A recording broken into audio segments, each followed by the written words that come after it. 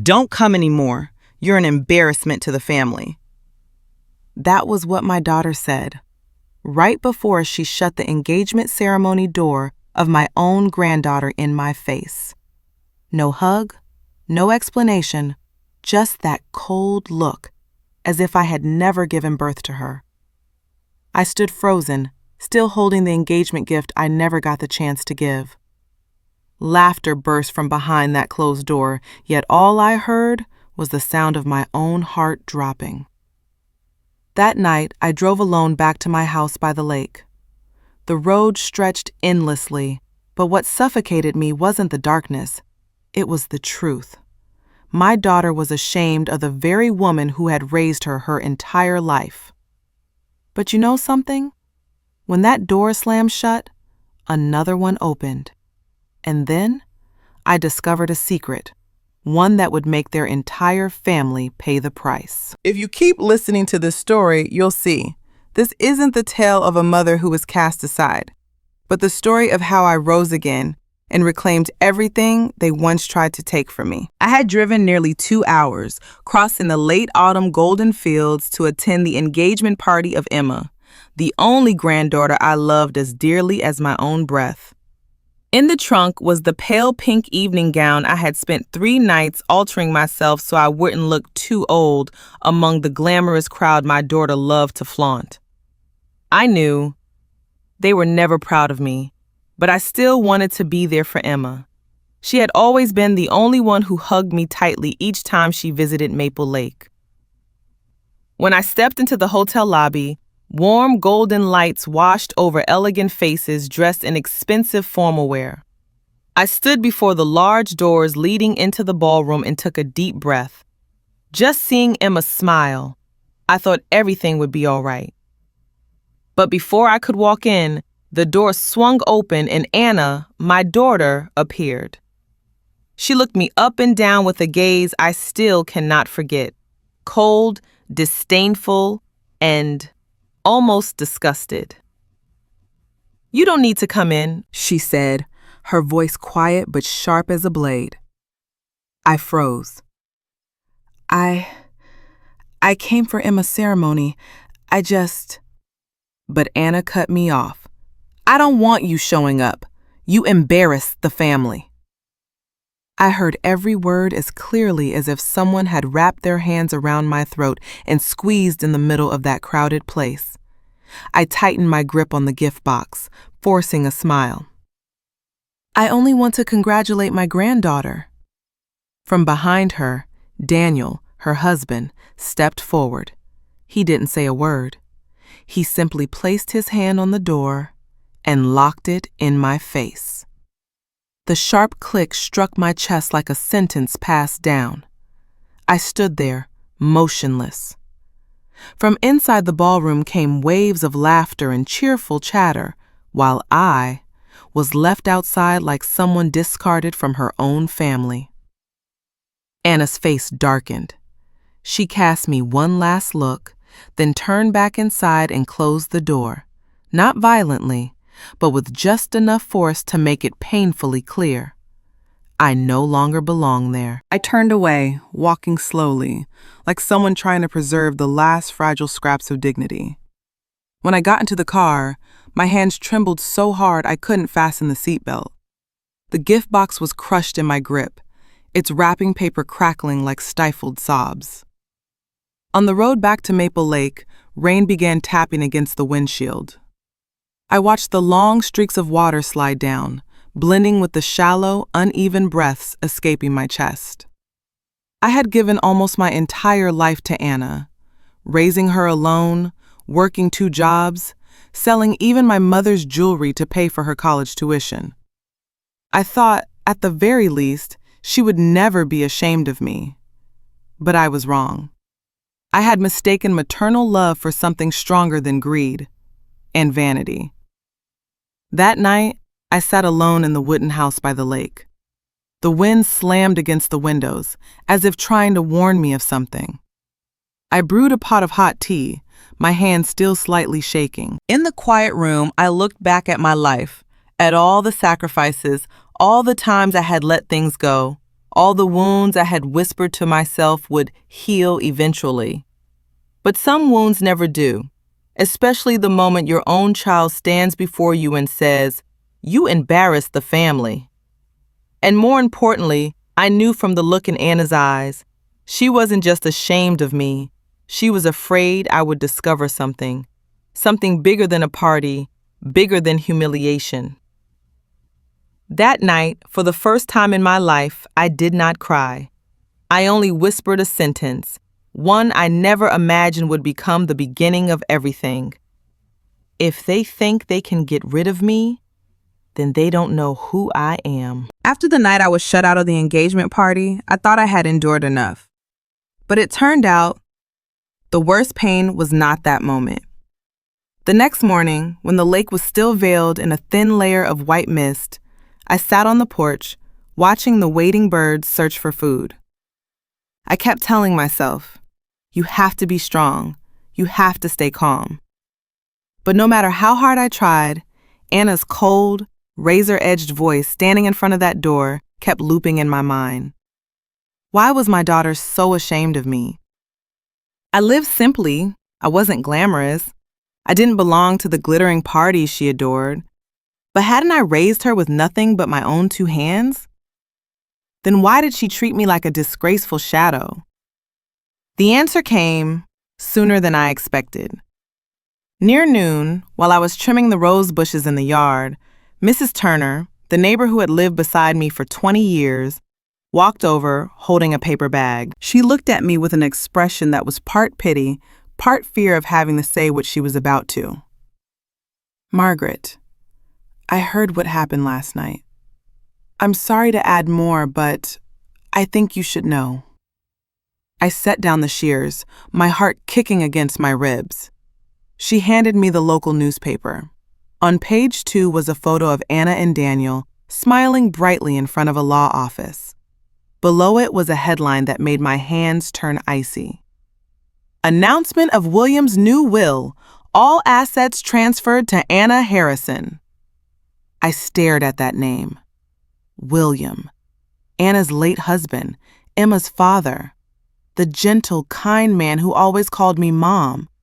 The man who once promised, "I want Emma to have a future where she never has to worry. I want her protected." But I knew William. He would never erase Emma, and he would never cut me, the person he once called family, out of his will. I opened the paper and read every line, my eyes stinging. The new will had been signed just 1 month before William's sudden death in that accident. 1 month. The exact time Anna and Daniel were having financial troubles. I swallowed hard, trying to steady my breath. "Where did you hear this?" I asked. Mrs. Turner hesitated. "They've been bragging all over town. They said William wanted to leave everything to his real family, and..." She paused. "And they said you're not fit to represent Emma because you're poor, outdated, and not suitable for the family's public image." I went numb. So it wasn't just shame. They erased me from Emma's life for money. That feeling wasn't like being stabbed. It was like being sliced apart, slowly, deeply, without anesthesia. I remember Daniel's expression last night, cold, decisive, as if I were just an obstacle. I remembered Anna's eyes, disdainful, distant, like she was looking at some pitiful stranger. Everything tied itself together into one horrifying truth. I was not only humiliated, I had been removed from the will, cut out of every right connected to Emma, simply because they wanted to take everything. In that moment, something inside me turned cold, dangerously cold. Not because of the money, but because I realized my daughter had chosen greed over her own mother. I walked back into the house and shut the door. I stood in the middle of my small living room, staring at the family photo taken nearly 20 years ago. Back then, Anna had smiled brightly in my arms. Emma was the little girl who loved playing in the mud by the lake. And now, They treated me like an unwanted leftover. I sat down, crushing the newspaper in my hand until it wrinkled. Inside my chest, something broke, quietly, without a scream or sob, but enough to change a person entirely. I whispered under my breath, If what they want is to erase me so they can steal everything, then they'd better prepare for the consequences of betraying the wrong person. I stood up, opened the drawer of my old wooden cabinet, and took out William's leather-bound journal, the only thing Emma had left with me after the funeral. I flipped to the last page. His trembling handwriting appeared. If anything happens to me, please protect Emma. I trust you. I rested my fingers gently on the word trust. That was the moment I knew. I was no longer the fragile mother standing outside a locked party door. I was the only one with enough reason, enough pain, and enough truth to rip their masks off. And they had no idea that once a mother like me is pushed to the edge, gentleness is no longer what they'll have to face. Ever since I read the newspaper about the altered will, I had been living days as silent as the lake before a storm. Calm on the surface, but something underneath was gathering strength, preparing to rise violently. I still brewed my tea, tended my little garden, listened to the waves brush against the shore like any other day. But my heart was no longer light.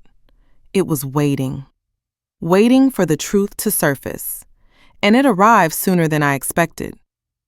One afternoon, while sorting through the pile of mail stacked in the wooden box by my door, I found a yellow envelope at the bottom. Not advertisements, not bills. On the front it read, Point Trans Contribute Alert. To Margaret Harrison. A chill ran down my spine. I tore it open, my hands trembling without my permission. Inside was a copy of a real estate transfer file. The bold text at the top made my heart drop onto the floor. Response for confirmation of transfer. Property 12 A Maple Lake. 12. A Maple Lake. That was the very house I was standing in. The house I had built over nearly 40 years, with sparse savings, with winters spent patching the roof alone, with summers carving a path through the forest by myself. I turned to the second page. The file listed the seller's name, Margaret Harrison. But what froze me to my core was the signature below. It was my signature. Perfect enough that it took me several seconds to realize it wasn't mine. The room seemed to tilt. I gripped the edge of the table and read each line again, slow, painful. Reason for transfer. Owner no longer possesses full mental capacity to manage property. Mental capacity? A hollow, strangled laugh escaped my throat. I knew immediately who was behind this. Anna and Daniel. They wanted to sell this house, not just William's assets. They wanted everything. They wanted to erase me completely. Attached to the file was a health condition report they had submitted. Someone had written, Mrs. Margaret shows signs of confusion, frequent forgetfulness, and inability to manage her assets. I folded the papers sharply and sank into the chair. I wasn't shaking anymore. I felt something hot run straight down my spine, as if someone had awakened a part of me that had been asleep for far too long. I closed my eyes, leaning back, and remembered a strange phone call from 2 weeks earlier. Anna's voice had been soft, almost tender. Mom, how have you been lately? Do you forget things easily? Are you tired? Are you afraid you might sign something by mistake?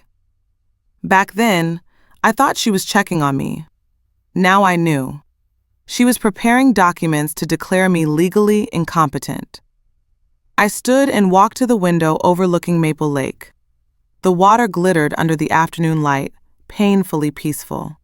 But I was no longer at peace. I placed my hand on the cold glass. All right, Anna, you want to push me out of my own house? Then you'll learn what it feels like to fall from the place you thought was strongest. I returned to the table and opened the second drawer. Inside was a stack of old papers, loans, money transfers to the couple over 20 years, invoices for capital contributions to Daniel's company, all originals. I gathered them one by one, arranging them neatly, as if reclaiming each shred of trust they had torn apart. Just then, I heard footsteps on the porch. I paused. A tall silhouette appeared behind the glass door, carrying the faint scent of tobacco. It was Mr. Harris, the elderly lawyer who lived a few houses away. No one had called him, no one had warned him, but he looked straight into my eyes and said something that made my skin prickle. "Margaret, you should know this. Your daughter and son-in-law approached me about how to declare you legally incapacitated." I didn't respond. I simply handed him the forged transfer file. He read through it, his expression darkening. "This signature isn't yours. They're trying to steal your house." I sat down and looked at him. "Mr. Harris," I said slowly, each word carving itself into the wood. "I'm ready." He lifted his eyes. "Ready for what?" I tightened my grip on the forged document, a cold smile curling at my lips, colder than the wind off the lake. "For a battle they don't realize they've already lost from the starting line." In that moment, I knew. This house wasn't just where things had begun to crack. It would be the birthplace of a plan Anna and Daniel could never have imagined. And they would never expect that. When a mother like me is pushed to the edge, I don't break against the wall. I break the wall back. After Mr. Harris left, the lake house sank into a strange kind of silence. Not the silence of night, but the silence of something inside me that had died completely. I sat down on the old wooden chair in the living room, moonlight falling across the forged signature document lying on the table. Just looking at it made my heart grow colder, inch by inch. Because it wasn't just a fraudulent property transfer, it was a knife, one my own daughter had driven into my back. I placed a hand over my chest, not to soothe the pain, but to remind myself that a heart was still beating there, though it was no longer soft. I looked around the house. Every photograph, every wooden beam, every fragment of memory from 40 years of my life here suddenly turned into witnesses of betrayal. I closed my eyes gently, and memories began to surge back. Memories I had buried deep to keep living as a kind mother. I saw myself at 30, holding Anna in one arm, pulling an old suitcase with the other as I stood at Maple Lake for the first time. I remember the tremor in my chest as I faced life as a single mother after a bitter divorce. But I still told my child, "It's all right, Anna. I can handle it." I remember the stormy nights when she was little, how I stayed awake till dawn watching her fever. I remembered the months when I worked 2 jobs, washing dishes at the diner, then rushing home to do bookkeeping for the town, just to save enough for her college tuition. I remember the day she called me, sobbing over her student loans, and how I sold the only bracelet my own mother left me to help her. Then came her wedding to Daniel. They wanted to start a design company. I handed over the savings I had gathered for nearly 20 years, calling it a wedding gift. But in truth, it was my entire safety net for old age. And what did I get in return? Cold-blooded greed, the disdain of someone who sees you as a burden. And now, a forged signature on the very house I had poured my youth into building. When I opened my eyes again, tears were already scattered across the table. I didn't remember when I started crying, but I knew one thing for certain. The kind mother I once was no longer existed. Kindness didn't make them grateful. Kindness only made them think I was something they could step on. I stood up and went straight to my study. The room was dark, lit only by the moon shining over the stack of documents I had gathered in Part 3. Loan papers, investment receipts, records of the money I transferred to Anna and Daniel, even messages proving I bailed them out time and time again. I laid them all on the desk, stacking each sheet like loading ammunition. Because for people who don't value family, I could no longer protect them with my heart. I had to protect myself with justice. I ran my fingers across the pages, each one a moment they had taken advantage of me. Every number a memory of, "Mom, we're struggling. Mom, help us this once. Mom, you're all we have." I let out a faint, bitter laugh. Yes, I had been their support. But now they wanted to push that very support off a cliff. For money. I poured myself a cup of hot tea and sat by the window, watching the gentle ripples on the lake. The tea smelled the same as ever, but its taste was far more bitter. I whispered almost to myself, "They want to take my house?" I closed my eyes, my breath forming a thin mist in the night. Then I will take back their lives. Not by screaming, not by tears, not by pleading or enduring, but through clarity, through strategy, through things they never imagined a mother like me could wield. I set the teacup down, and in that moment, I knew I was standing on the threshold of two lives. One life where I allowed people to trample me, and another life where I would rise as someone else, stronger, sharper, and unwilling to let anyone touch my dignity ever again. I looked over at the stack of evidence. Moonlight glinted across it, forming a streak like the edge of a blade. I nodded slightly. The kind mother I once was truly gone. After the night I swore I would no longer be the kind mother people could trample on, I knew I had to do something I had avoided for 40 years. Confrontation. No crying, no calling to ask why, no pleading, but preparing for a battle that would show no mercy. And if I wanted to win, I needed someone who understood the law. Someone Anna and Daniel couldn't buy. Someone who stood on the side of truth. I knew only one such person. Mr. Harris, the man who lived 3 houses down. Retired now, but once the best attorney in the city for 30 years. He was a quiet man who often fished at Maple Lake, sharp and calm like the lake itself at dawn. The next morning, I gathered every document, the forged signature file, Anna's debt records, transfer receipts, and William's leather-bound journal, and headed straight to his house. The wooden door opened just as I reached for the handle. Mr. Harris stood there as if he had known I would come. "Did you bring the documents?" he asked, skipping any pleasantries. I nodded and handed everything to him. He put on his glasses, sat at his desk, and the sunlight from the window glinted off his silver hair, making him look like he had just stepped out of some old courtroom where justice still meant something.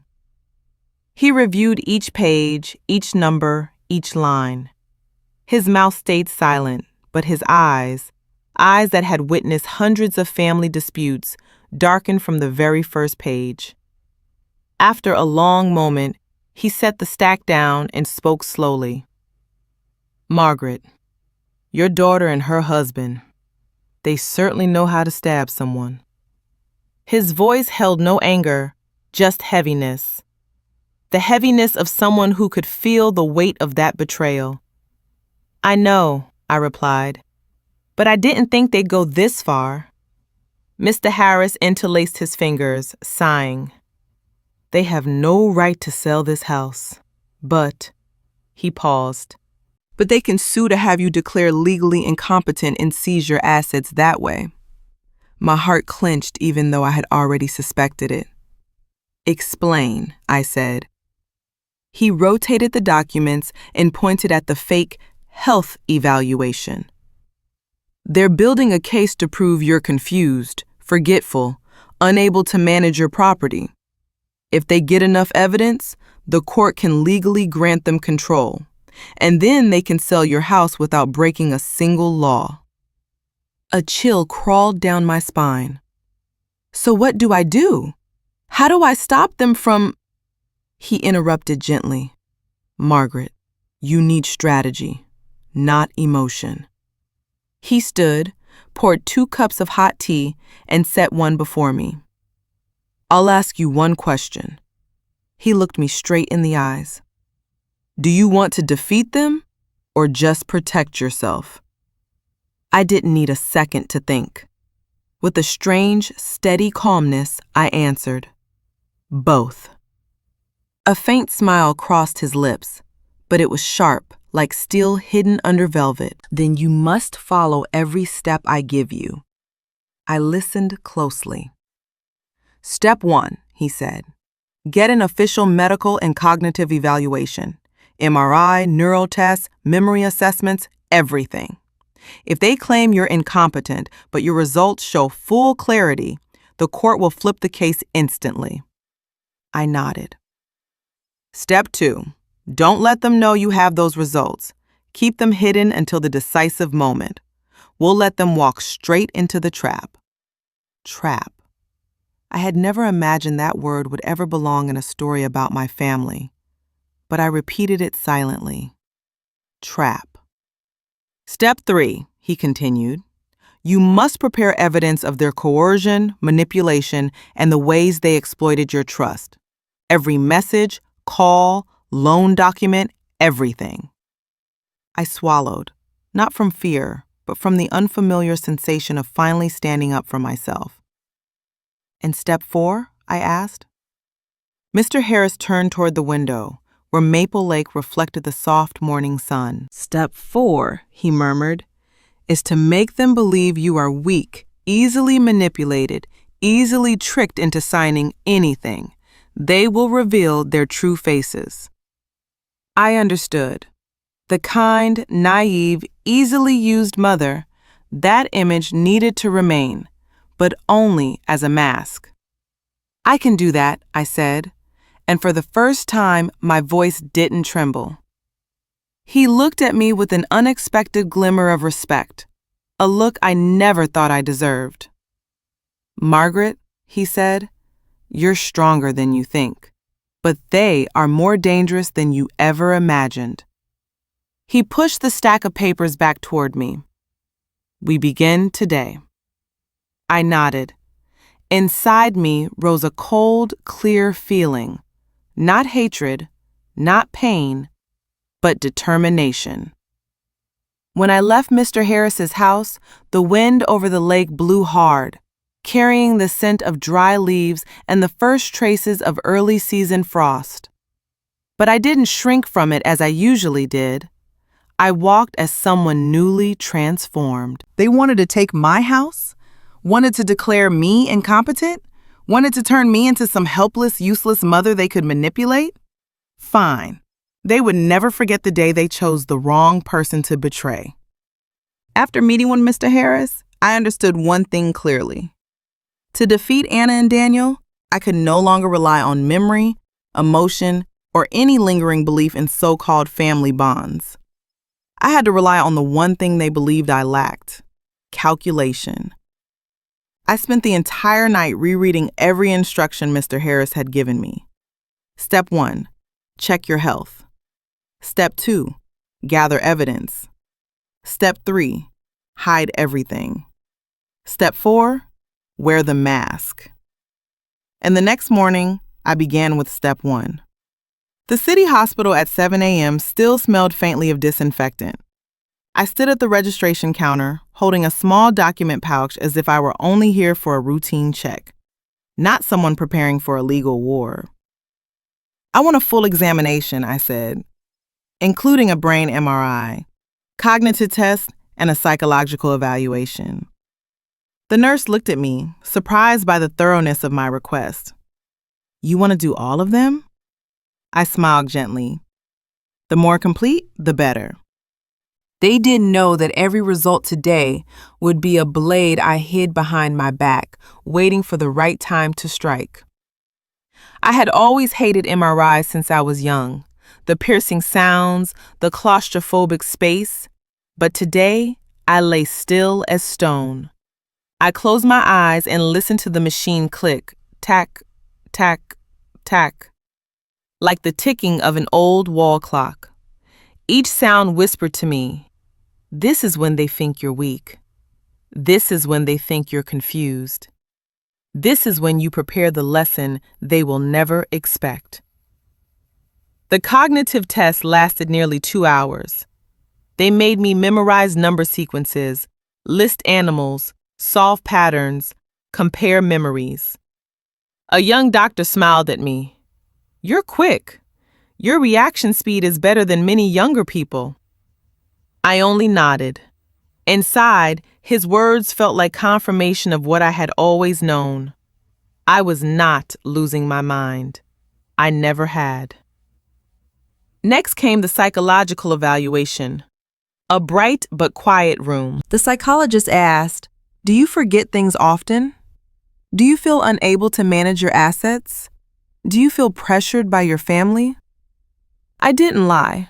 I answered just enough to tell the truth and enough to hide the most important thing, that I knew exactly what my family was doing. In the afternoon, I returned for the results. Each paper was placed in front of me. MRI, completely normal. Cognitive assessment, above high average. Neuropsychology, no signs of memory decline. Psychological profile, stable, clear. I looked at them. I didn't feel joy. I felt cold. These papers, for Anna and Daniel, were the evidence that would shatter their entire plan. But for me, they were a weapon. A weapon I would keep hidden until the final moment. I clipped them together and placed them in a black folder. It no longer felt like a file. It felt like a metal bomb waiting for the right second to detonate. When I returned home, the sky over Maple Lake had darkened. Hands swept across the surface, stirring ripples as if warning something approaching. I poured a glass of water, sat down at the table, opened the folder, then closed it again. Not yet. Not today. That evening I called Anna. Her voice was hurried, with none of the warmth a daughter should have. "Hello, Mom? Why are you calling?" I lowered my voice, intentionally letting her hear the weakness she wanted to believe. I've been forgetting things lately. I'm afraid I'll mess something up. Could you and Daniel come up here to help me check the papers?" A pause. Just a second, tiny and sharp, but long enough for me to feel her unrestrained satisfaction. "Yes, Daniel and I will come soon." I smiled. A small smile, but inside, it sounded like the heavy latch of an old door sliding into place. That night, I stood before the mirror for a long time. I looked at the woman with silver hair, dark circles under her eyes, yet an unusually sharp gaze. I practiced a faint, fragile smile. I practiced trembling hands as I poured tea. I practiced lowering my head as if timid, unsure. Then I looked straight at myself and whispered, "From now on, it's just an act." The mask was put on in that moment, a mask of the mother who was easily tricked, easily manipulated, easily convinced to sign anything. But behind it stood a woman who feared nothing anymore. They think they're about to win. They think they're leading me into a trap. But they don't know. They're the ones who have stepped straight into mine. I always remembered Mr. Harris's words. Let them reveal themselves. You only need to open the door. They will walk in on their own. And that night, as I stood before the mirror wearing the mask of weakness, I knew I was ready for the next step. I didn't need to attack. I only needed to suggest, and Anna would fling herself forward like a moth chasing light. The next morning, I called her. I made sure my voice trembled, frail, just like the image she had always believed about me. Anna, I don't feel well lately. I'm afraid I won't handle the paperwork properly. I want to transfer the house to you. I had never heard her answer so fast. Wait for me, I'm coming. I'll be there in 30 minutes. Daniel picked up his phone after only one ring when she called him. I heard him lower his voice. Finally, she's ready to sign. She. I smiled. The mask on my face seemed to glue itself tighter than ever. Around noon, their car pulled up right in front of the house. I sat on the wooden chair on the porch, an old wool shawl around my shoulders, making myself look as tired as possible. Anna stepped out first, her face glowing with victory. How are you, Mom? Still dizzy? You said you want to transfer the house to me. I lowered my head, letting my hands tremble like a frail old woman battling age. Yes, I think I'll feel safer if the house is in your name. Daniel climbed up the steps, his eyes scanning the place like he was assessing his newly acquired property. Did you sign anything before? Let us check to make sure. I hesitated exactly 3 seconds, just long enough for them to believe I was genuinely afraid. In the office drawer, you two can look. The moment I said it, both of them walked into my home as if it had belonged to them all along. I watched them, gripping the arm of the chair, but my heart was calm and cold. They opened drawers, checked every file, but found no deed transfer. Of course they didn't, because this house had been transferred 2 years ago to the Maple Lake Forest Conservation Trust, a nonprofit organization I established with Mr. Harris's legal support. Legally, this house was no longer mine. I only had the right to use it. And that organization, run entirely by me, was the legal owner. In other words, no one could take this house but me. Not Anna, not Daniel, no one.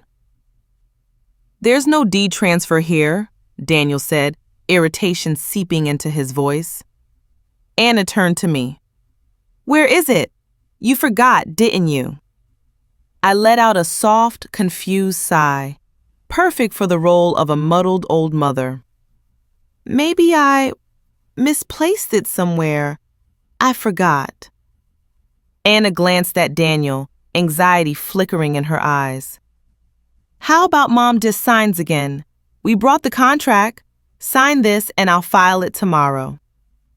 Daniel immediately pulled out a thick stack of papers, a transfer contract, a full power authorization, a health condition waiver. I looked at them. Each sheet was a trap, but they didn't know. I was the one who set the trap. Let me see, I said, taking the contract with trembling hands. Anna instantly sat beside me, her voice dripping with fake sweetness. It's okay, Mom. Just sign. I'll take care of everything. I opened the papers, pretending to read slowly, as if struggling to understand. Then I lifted my head and whispered softly, Are you sure these are the right documents? Anna nodded rapidly. Yes, Mom.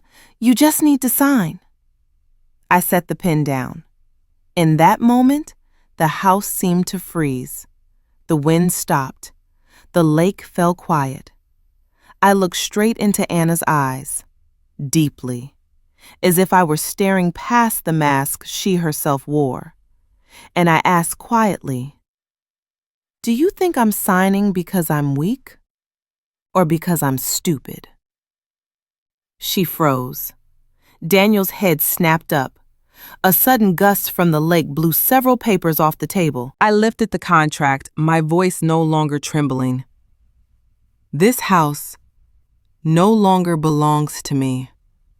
I have nothing to sign over to you, not even if I wanted to. Anna's eyes widened. What do you mean? I smiled. A smile I had never seen on my own face before. The smile of someone who had finally awakened after years of being taken advantage of. This house was transferred to the Maple Lake Forest Conservation Trust 2 years ago. I articulated every word. And the chairwoman of that trust is me. Daniel went pale. Anna stuttered. No, that's impossible. Why would you? I looked at them like two children confused by the knot they tied themselves. Why? I answered. Because I knew someday you would try to take everything from me. Anna shot to her feet, nearly shouting, "You deceived us!" I raised my head, calm. No, I simply stopped letting you deceive me. At that moment, I saw the truth in Anna's eyes. Not sadness, not regret. But rage, pure rage, because their plan had collapsed. I added one final sentence, my voice as light as the breeze. You tore off my mask, but the mask you two wear, I've seen through it for a very long time. Anna trembled. Daniel clenched his fists. And I knew. This battle had only just begun. After the truth about the house was exposed, Anna and Daniel stormed out, leaving papers scattered across the floor like the remnants of a small skirmish. But I knew that was only the prelude. People driven by greed never give up easily. They would return. And when they did, I needed to be ready. That night, the winds over Maple Lake began to howl. The sky turned a bruised purple, thunder rumbling in the distance like drums announcing some impending catastrophe. I sat at my wooden table beside the old iron teapot, the one I'd used for decades. But tonight, it didn't hold just tea. A tiny camera, no larger than a fingernail, was tucked beneath the lid. Mr. Harris had prepared it for me. When they force you to sign anything, he said, we need evidence. Evidence they cannot deny. And I knew with absolute certainty they would force me. Around 8 p.m., rain began to pour, pelting the windows like 1,000 needles. I was pouring tea when I heard brakes screech outside the gate. I wasn't surprised. I only exhaled softly because I had predicted this moment. The door burst open. Anna rushed inside, her hair soaked in plaster to her face, eyes burning with anger and desperation. Daniel followed, his expression colder than the storm behind him. We need to talk, Anna said, her voice heavy as lead. I set the iron teapot on the table, maintaining the weary, fragile demeanor of the role I was playing. It's storming tonight. You two should go home. Tomorrow No, Anna cut me off. If you don't sign, we won't protect you in the competency lawsuit. I stared right into her eyes, my heart steady as stone. Then what? Do I have to sign tonight? Daniel placed a new stack of documents onto the table, thinner than the last, but 100 times more dangerous. Full power of attorney. If I signed, they could control everything. My finances, my assets, even the house, even though it legally belonged to the trust. Daniel pushed the papers toward me. This house won't belong to that trust forever. You're just making things harder. Sign it. His voice held no fake politeness now. It was an order, a threat. Anna sat down across from me, impatient, urgent. Mom, you don't need the house. You're old. Let us handle things. You've been forgetting a lot already. Just sign it and you'll be at peace. Peace? I nearly laughed. Nothing is ever peaceful in the hands of people like them. I lifted my teacup, letting my hand tremble deliberately.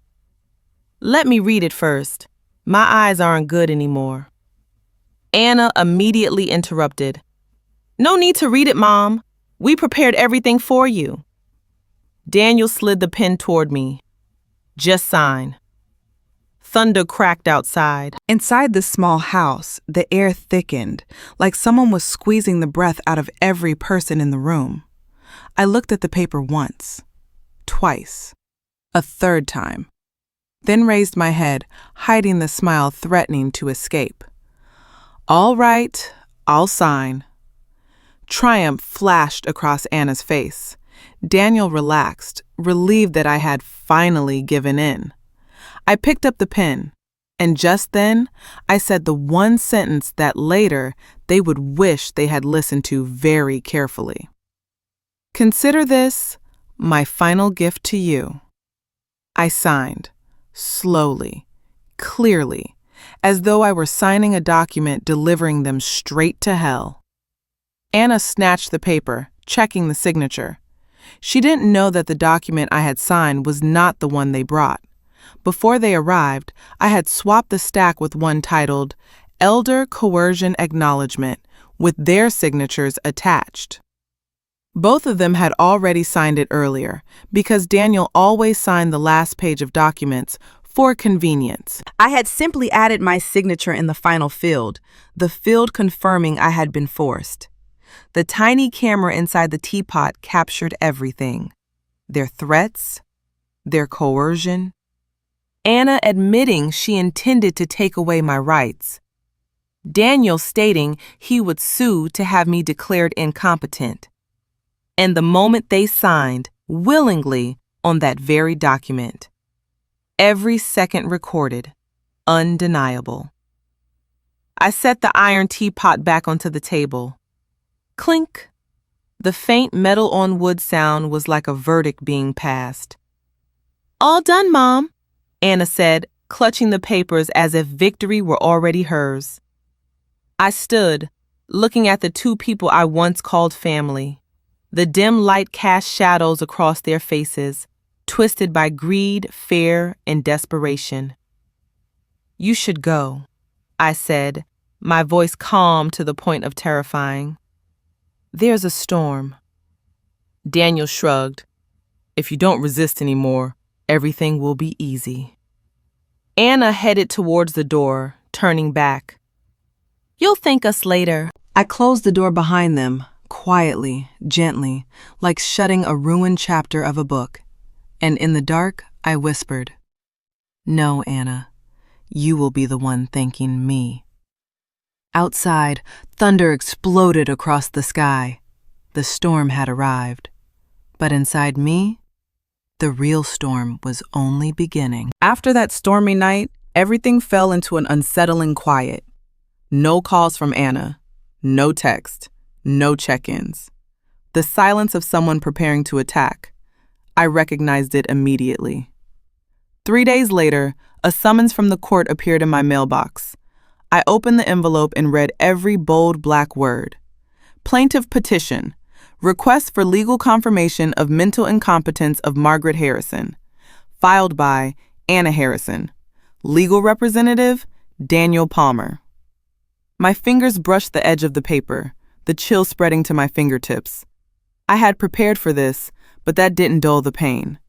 My own daughter, suing me, asking the court to declare I was no longer mentally fit to live independently.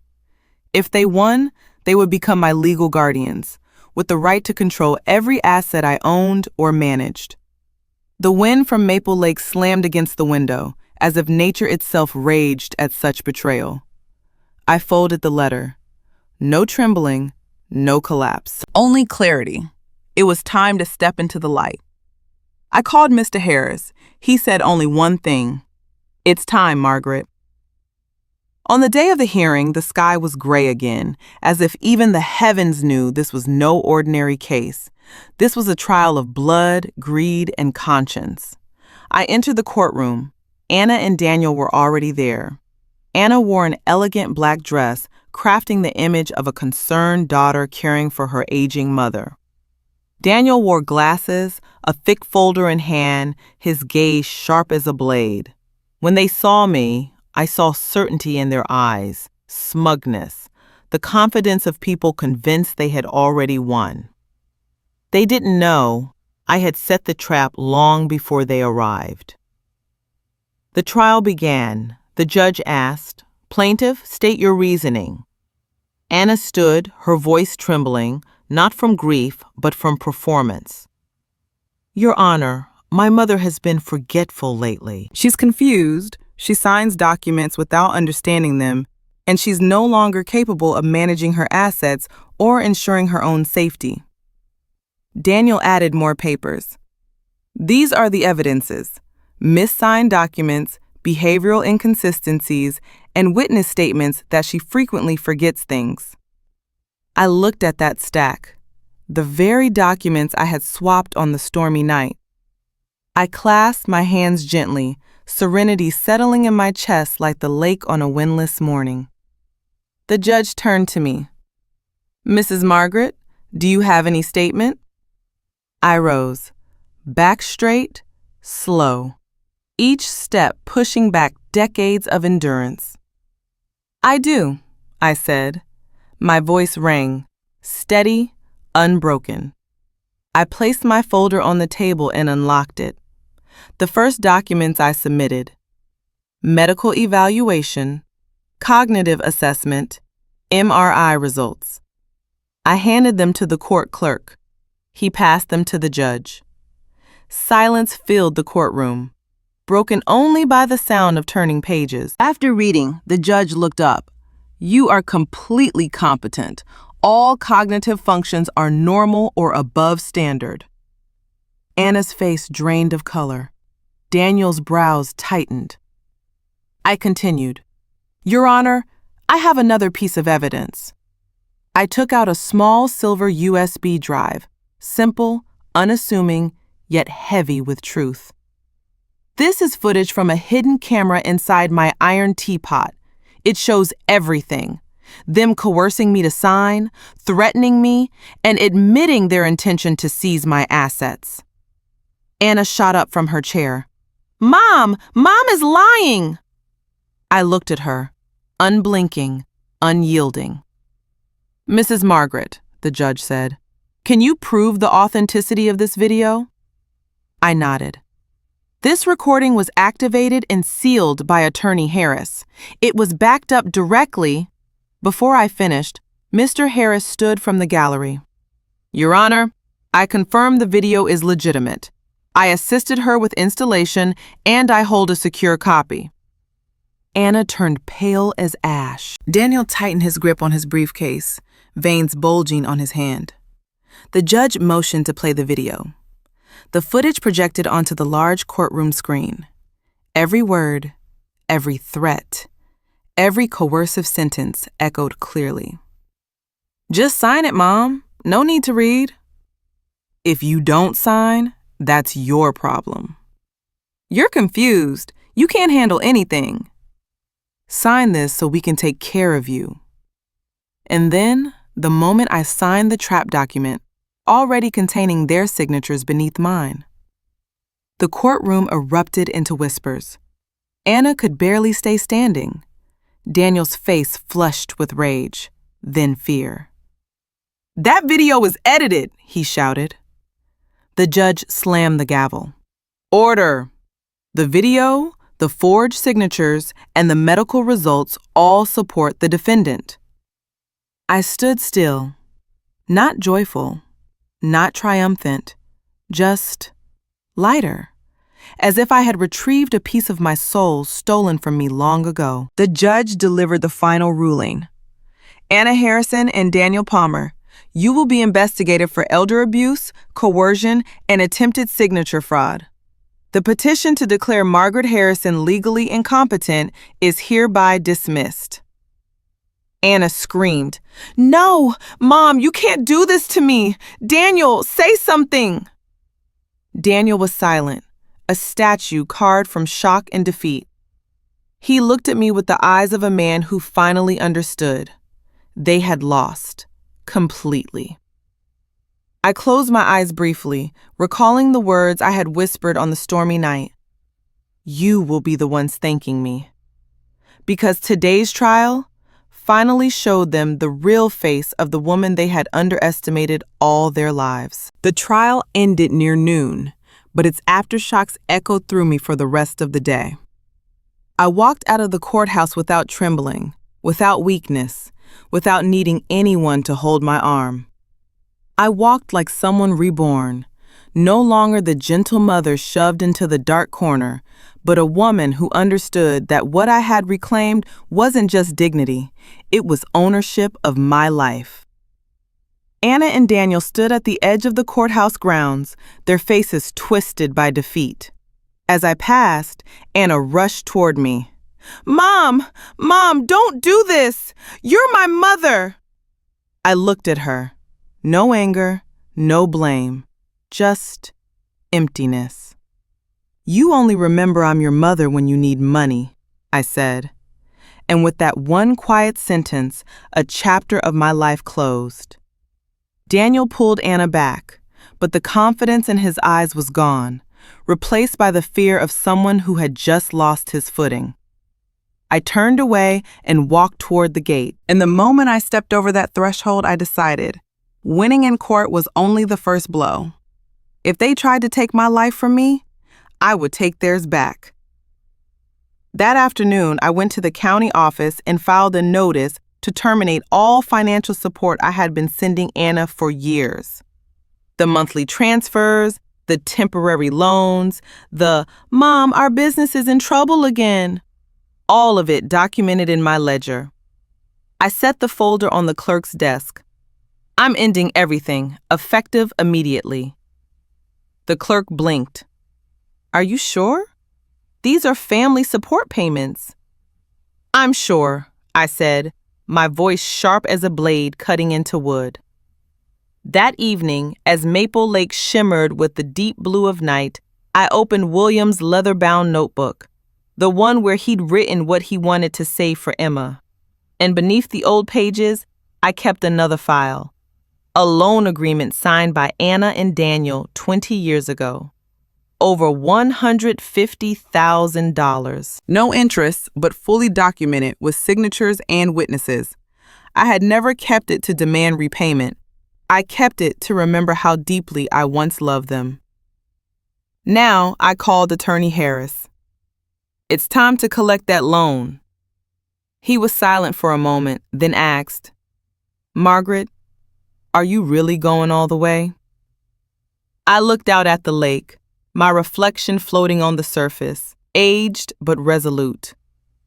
"It's not what I want. It's what they forced me into." 1 week later, the notice of debt recovery arrived at Anna's address.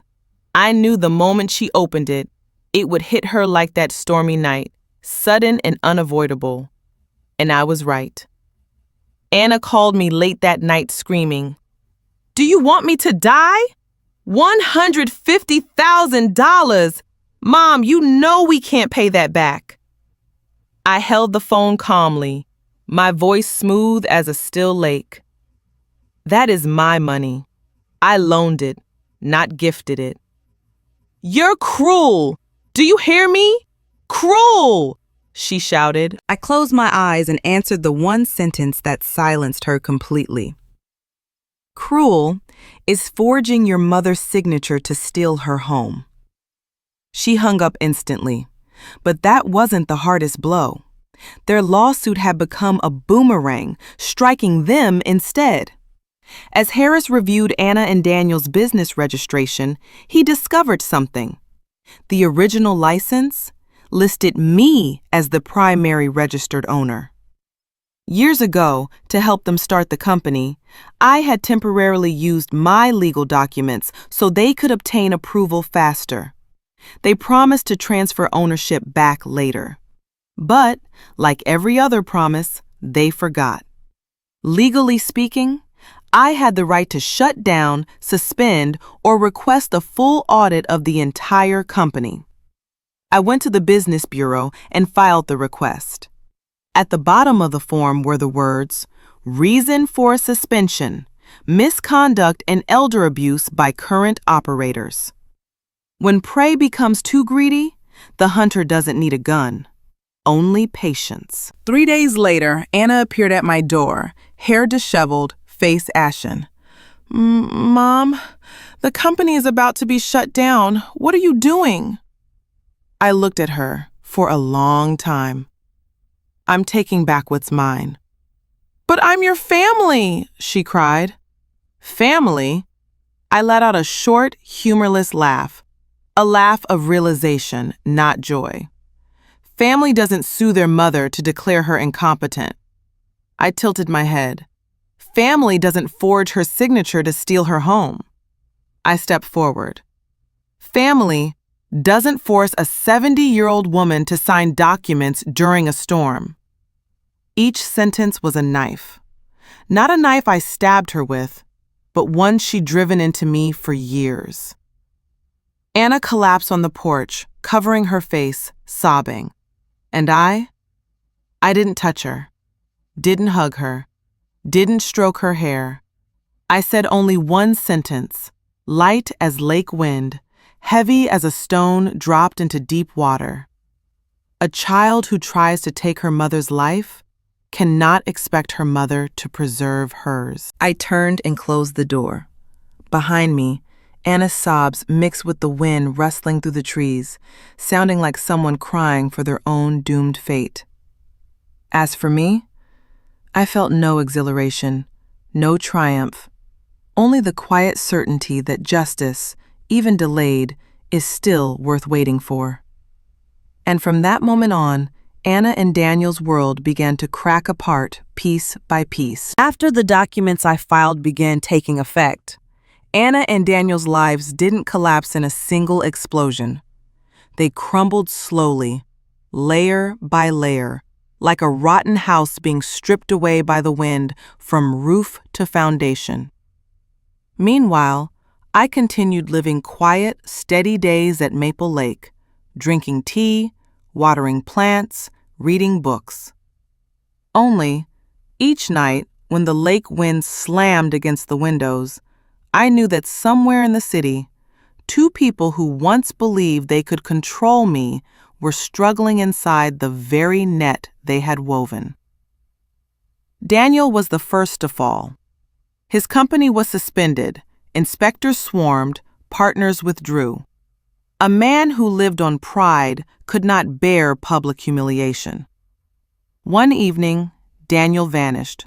No message, no explanation. He left behind an empty room and a mountain of unpaid contracts.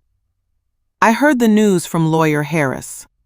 I didn't feel joy, nor pity, just a quiet awareness that everything was finally returning to where it belonged. As for Anna, everything she had built with image, praise, and pretty words began to crack apart like cheap paint in the rain. The university suspended her. Students boycotted her classes.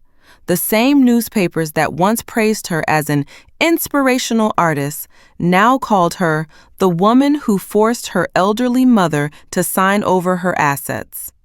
And when Daniel left, Anna didn't just lose her job. She lost the only support she had ever believed made her strong. One late afternoon, while I was trimming lavender in the backyard, I saw Anna standing at the end of the road. She stood there for a long time, as if she didn't know what to do, where to go, or how to begin again. When I walked closer, she turned her face away, hiding red, swollen eyes.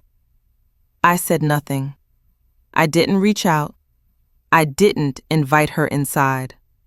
Because if I did, everything I had endured would collapse back to zero. A few days later, she appeared at my door, pale, exhausted, hair disheveled. She stood as if holding herself together by sheer will, though her trembling voice betrayed her completely. Mom, I've lost everything. Daniel left. The bank took the house. The university suspended me. Everyone looks at me with disgust. I have nothing left. I opened the door, but did not move aside to let her in. A gust of wind swept my hair back, revealing the face Anna hadn't really looked at in years. Calm, clear, lighter, as if I had finally set down a weight I carried too long. You haven't lost everything, I said. Anna looked up, a thin thread of hope flickering in her eyes. "Mom, you'll help me?" I shook my head. "What you lost are things you destroyed yourself. The house, because you chose the wrong man. Your job, because you dismissed ethics. Daniel left you because you lived on borrowed dignity. And your real honor?" I paused, meeting her gaze.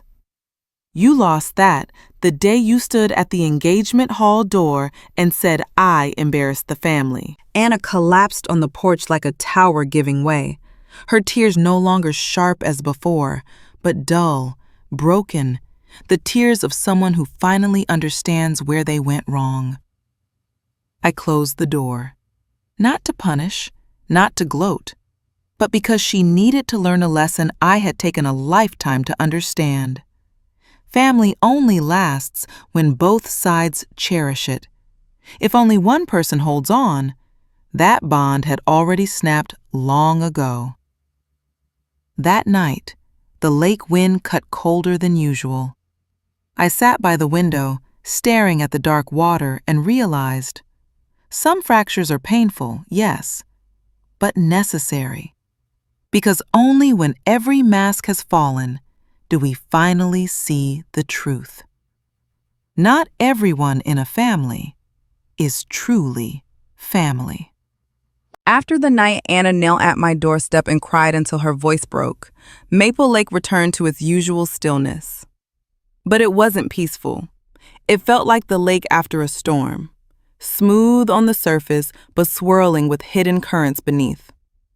I thought everything was finally settling into echoes, until I heard a knock one late autumn morning.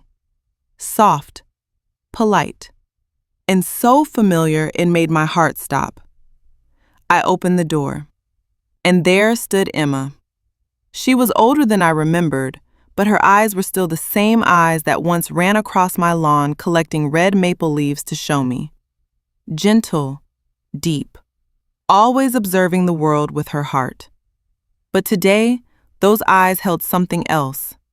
Exhaustion, sorrow, and a kind of determination I had never seen in her before.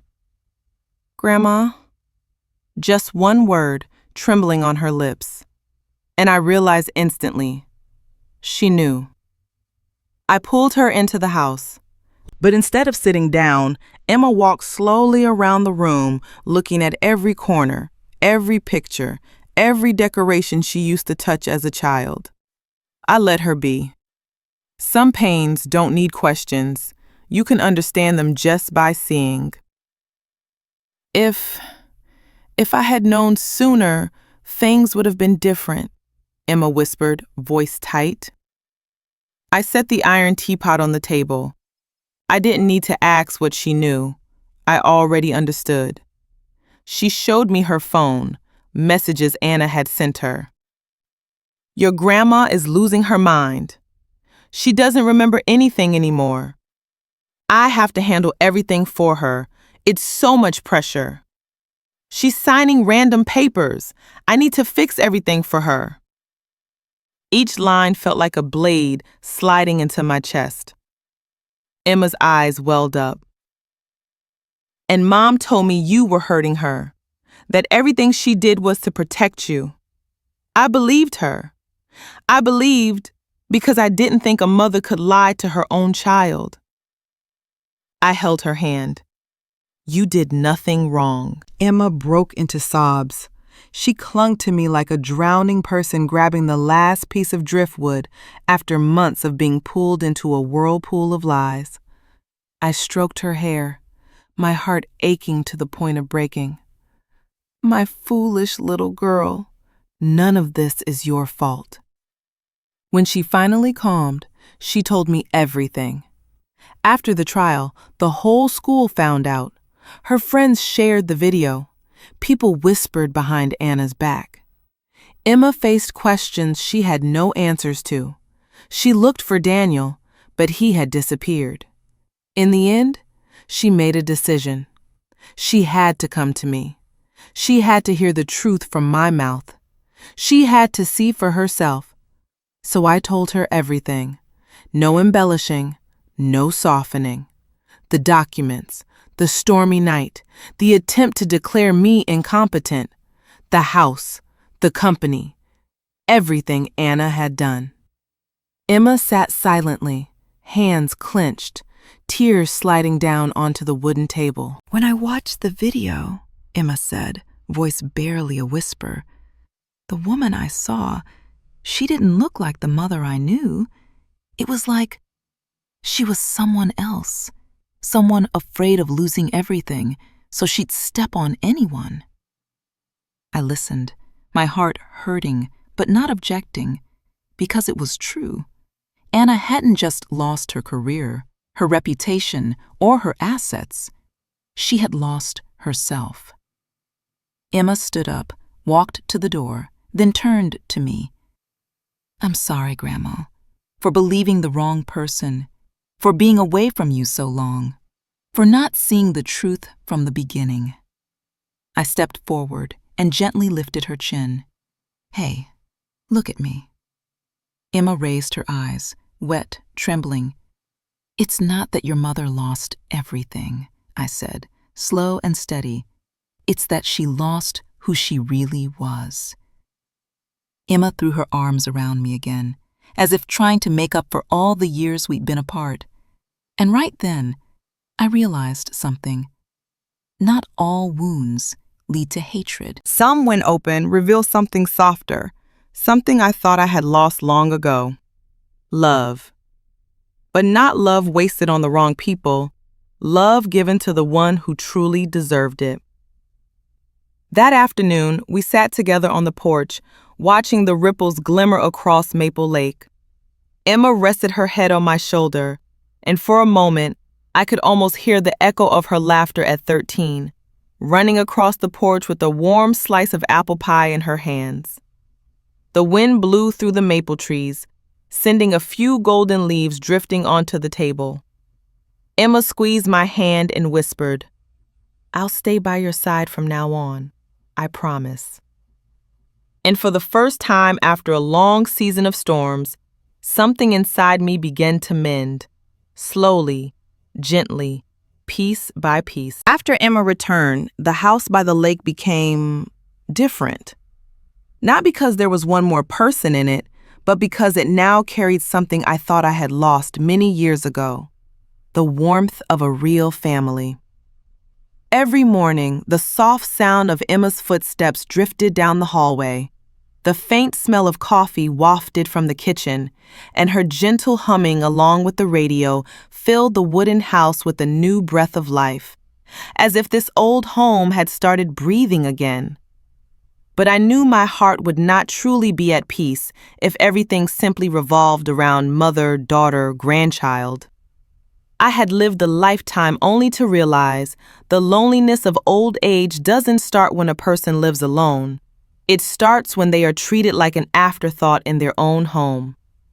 And I didn't want any elderly person in this town to go through what I had endured. One afternoon, while Emma and I were sorting old ceramics in the storage room, she suddenly said, "Grandma, this house could do so much more, not just for you and me, for others too."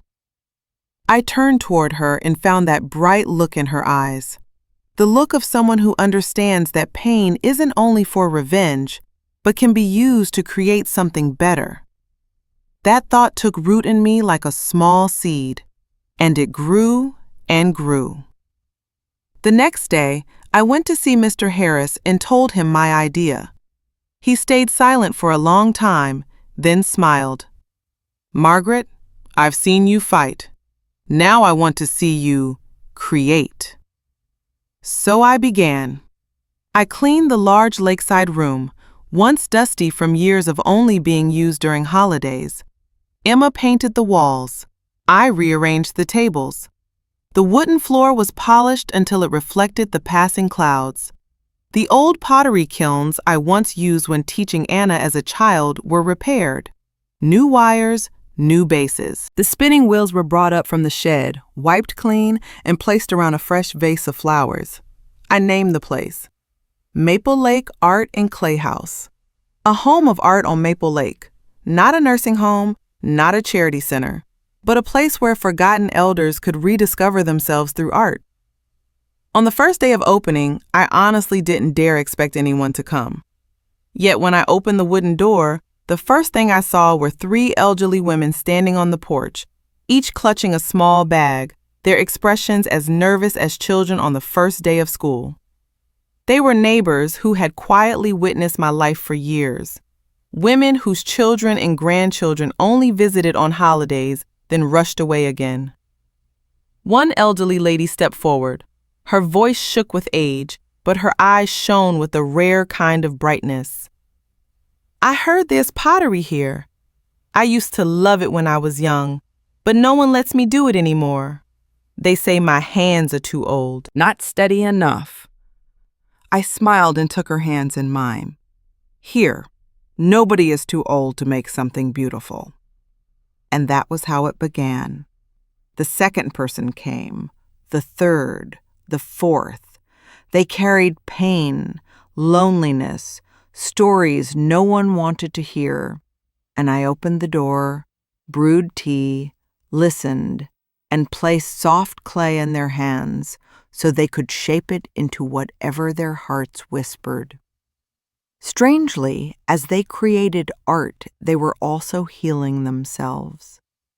That first afternoon, the pottery room echoed with laughter, gentle, clear, a sound I hadn't heard in my home for a very long time. Emma stood outside the doorway, watching with teary eyes. She whispered, "I get it now, Grandma. You're not just saving yourself, you're saving others too." News spread across town.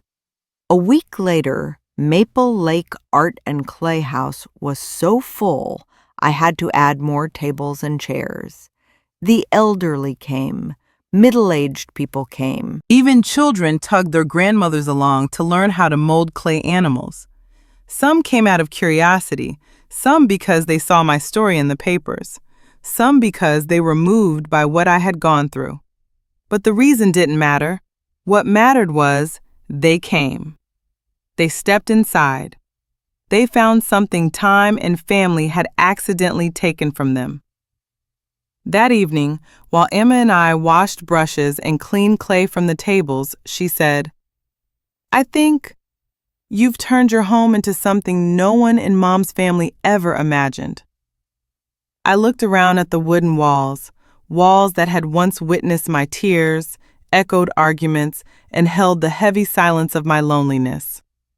Now they were covered with freshly made clay pieces, shaky creations, imperfect, but filled with hope. I placed my hand on the wall. It wasn't cold anymore. It was alive.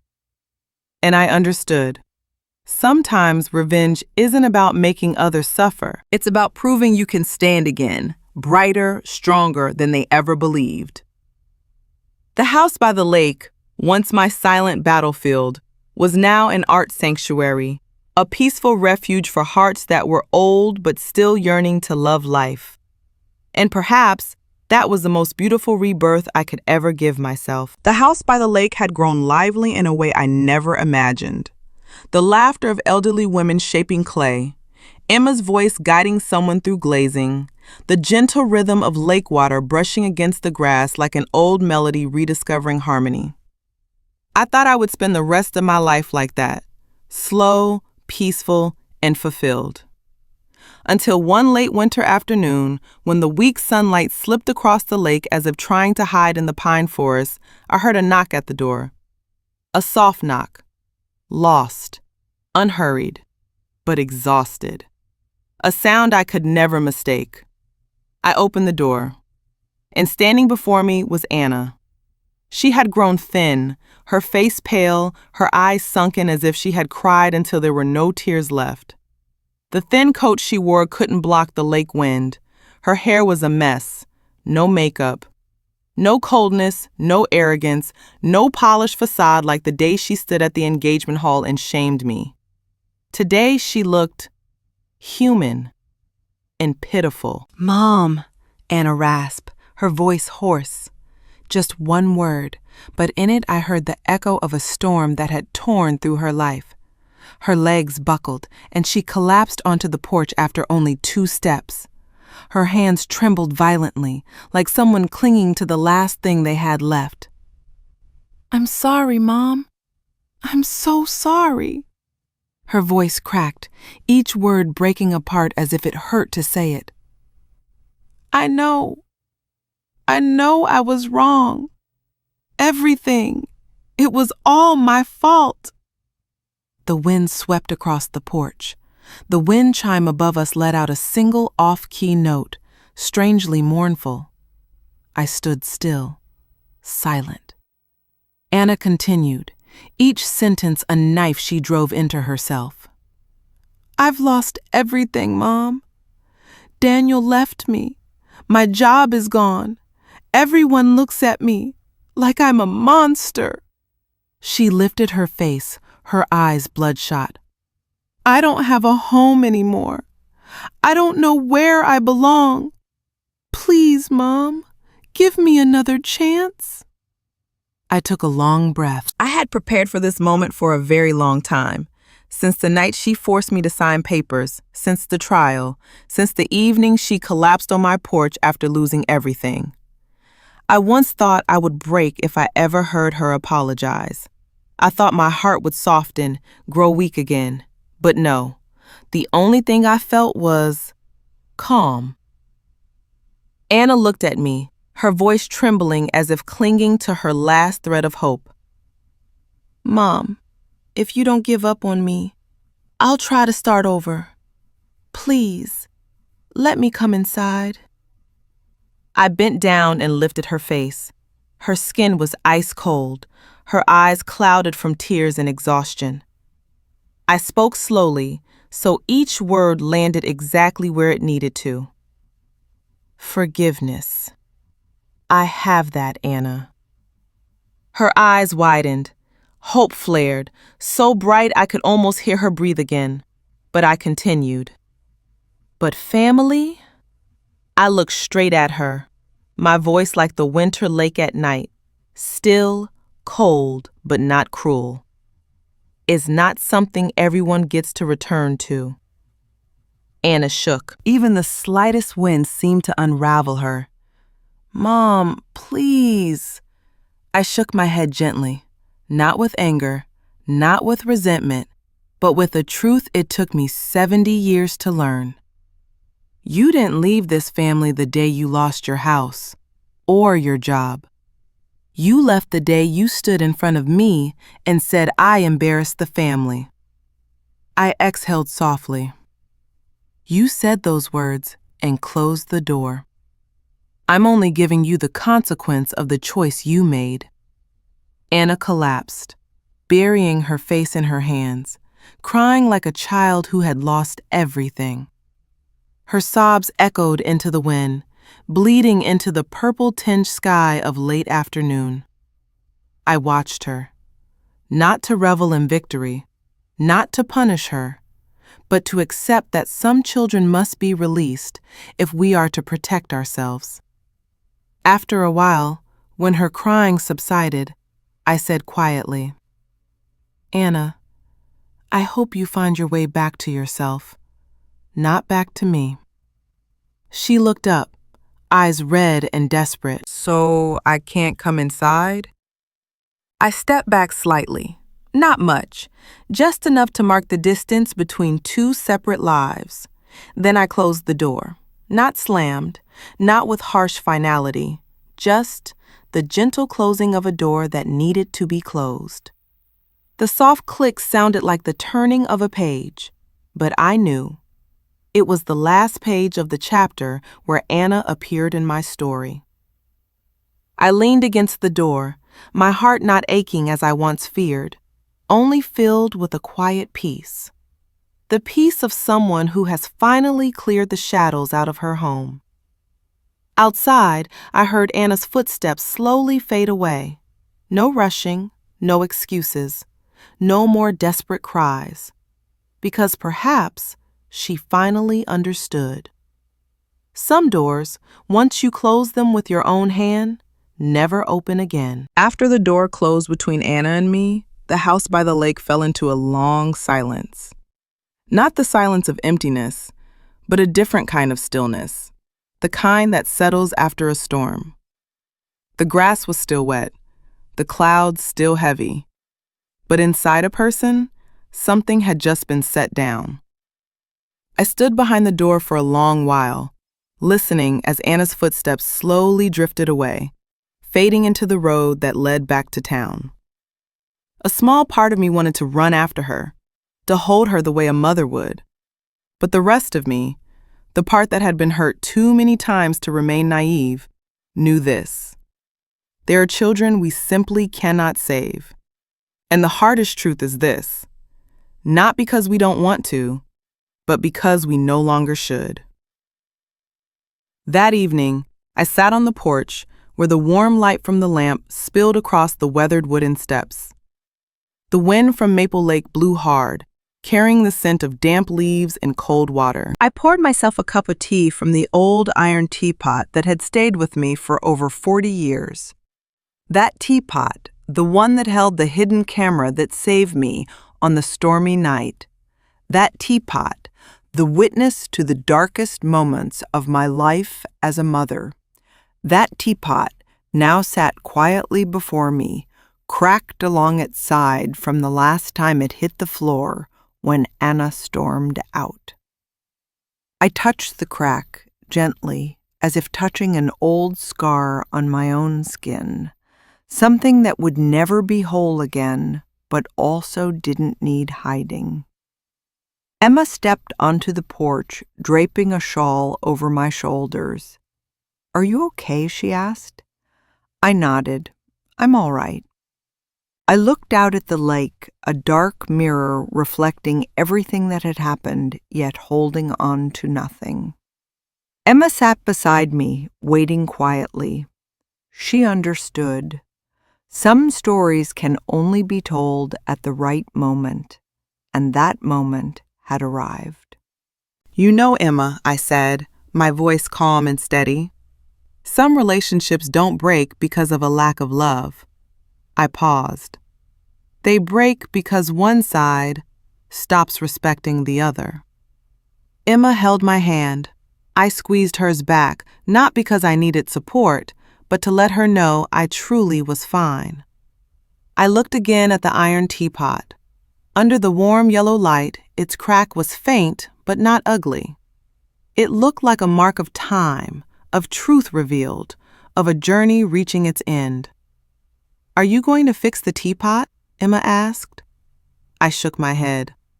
"No need." I smiled, a calm smile I never thought I would have again. "It's cracked, but it still works. It's not perfect, but it's still my teapot." I set it down carefully, placing a memory exactly where it belonged. "Do you know what in this world," I asked softly, "can break and never need to be mended?" "Pain?" she guessed. I shook my head. "No, it's the relationships that choose to walk away from us." The wind swept across the porch, lifting a few dry leaves before letting them fall at my feet. I took a slow sip of tea.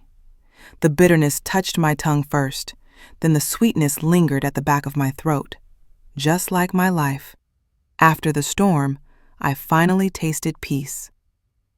68, I whispered. Not to Emma, but to myself, to the night, to the years I had lived. I don't need anyone to save me. I set the cup down, looked out at the lake, felt each breath grow light, no longer heavy. I smiled, the smile of someone who had finally found herself after being lost for so long. Saved myself. Those words were not a declaration, not a victory, not revenge. They were freedom. Emma leaned against my shoulder, and in that moment, I felt no loneliness, no loss, no regret. Only one simple and rare thing. I felt alive again. The house by Maple Lake exhaled softly, as if it too knew it had survived a storm. And from that night on, I understood. Even if the crack never heals, even if the iron teapot never becomes whole, even if the children never return, I am still enough. I am still complete in my own way. And I, a mother once cast out of her own family, had reclaimed the life they tried to steal, without anyone saving me, because I saved myself.